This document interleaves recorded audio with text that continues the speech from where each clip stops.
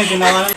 Nanay Regina Pastera, 41 years old, residente dito sa Barangay Baysa, Quezon City.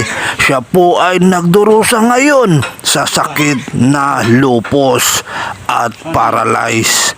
TV Bisaya 1, hangad ko po ay makatulong sa mga kababayan natin for free only chiropractic, hilot massage, bone sitting and therapy. TV Bisaya 1, maraming salamat po mga kababayan ko.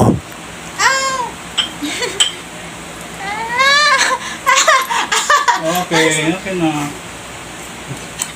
Tinawanan mo ako eh.